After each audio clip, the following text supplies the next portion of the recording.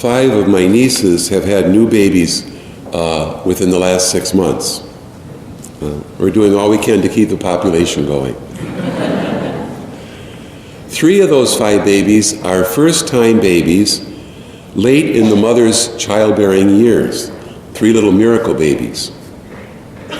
I notice at our family gatherings or at dinner over at their homes, when I'm with them, those mothers spend their time basically looking at their babies' faces for hours and hours, never bored and never changing. They seem to never tire of it. And of course, they're looking at their babies with a look of incredible love. Another baby story. I remember being at St. John Newman Parish years and years ago. I was giving a daytime talk to young mothers. There were about 25 of them. And we were in a room, and the door was closed, there was a little kitchenette, then that door was closed, and then the next room over was a child care room. In the middle of the talk, one baby cried out, pretty strongly.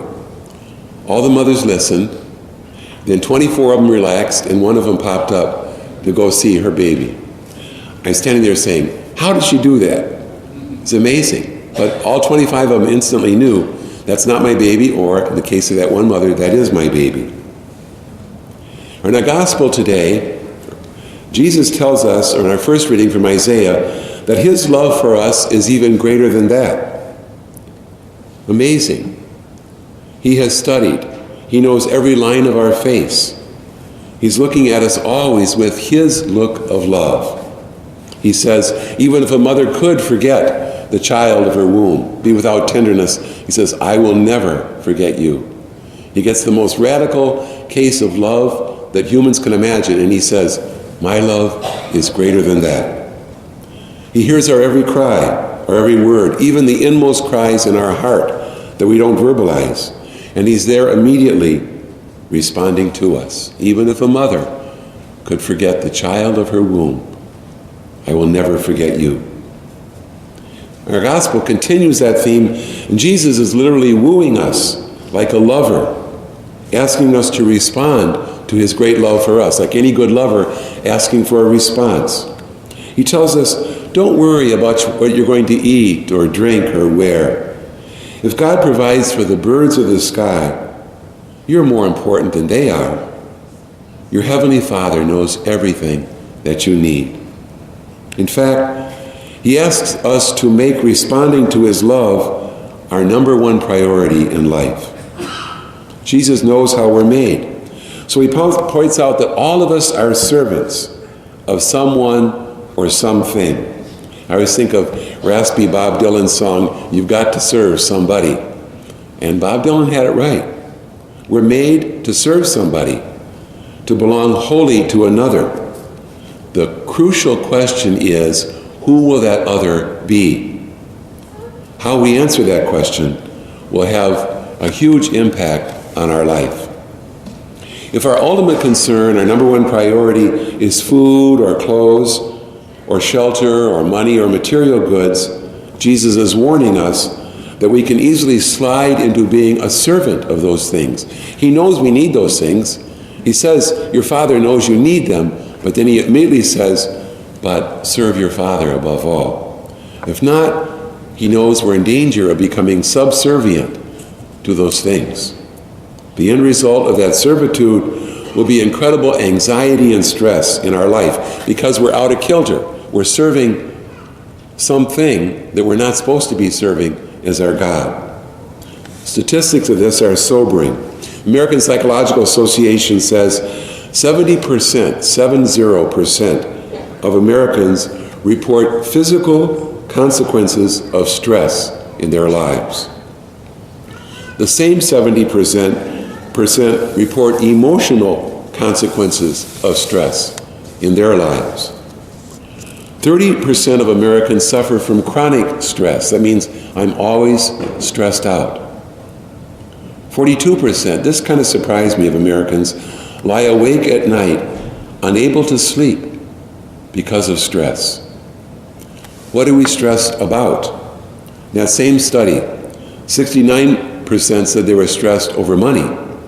65% said they were stressed over work. 61% said they were stressed over the economy.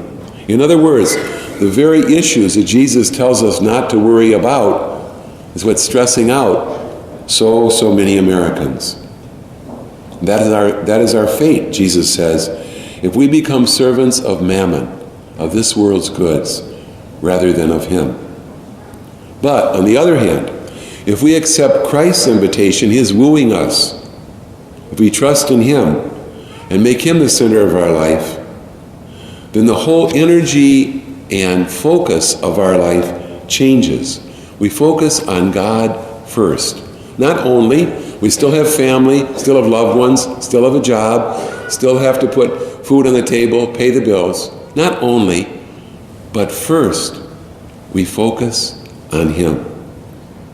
Faith and trust are in inverse proportion to anxiety in our life. The more I trust God, the more I rely on Him, the lower is my anxiety. The less I trust God, the more I think it's all on my shoulders, the greater is anxiety going to be in my life. I'd like to tell you a story about Sarah. She was a beautiful woman, and a beautiful woman of faith all of her life. She was a wife, mother of 3 wonderful kids. At age 40, she got uterine cancer, a very, very serious case of it. She went to doctors, she did all the treatments, she did everything she could, but eventually she died. What was so incredible, though, was the way that she handled that entire year. I would say the way she'd handled her entire life. From the first moment she got the news until her last dying breath. She clung totally to God throughout that entire ordeal. Her peace, her confidence in God never wavered. If anyone had a right to be stressed out, she did. And yet it never came. I never saw it on her face. I never heard it in her words. Even more than her family, which she loved totally. Even more than life itself. She was full of life. God was the greatest love, the ultimate concern in her heart. Not just in the last year, but her whole life long. They say that we die the way we have lived. That became her great gift to all of us who were lucky enough to accompany her through that year. She showed us how it was to live and how it was to die as a servant of God, with Him as our number one priority. I heard a neat image yesterday. I think it's one that we've all seen, we can all identify with. When the movie comes into focus on the person in the foreground, you can still see the people in the background, but you lose the distinct focus on their faces. TV shows, movies use that camera technique all the time. People in the background, it's said that they are in soft focus. They're there, but the main focus is on that person in the foreground. That's how it is in our life. What's in the foreground? What's in sharp focus in our life? Is it money, material goods, security, comfort, the job? Then God won't go away, but He'll go into soft focus. He'll be like a peripheral concern somewhere in the background of our life. Lent begins this Wednesday. It's a great time to ask, is God in sharp focus in my foreground? Is He first? Or is He in soft focus somewhere in the back and 1,000 other things I'm more focused on than Him? What's in sharp focus in my life? If it's material goods, if it's the things of this world, Lent is a wonderful time to flip that around, to make loving back this wonderful God who always loves us the sharp focus, the priority of our life.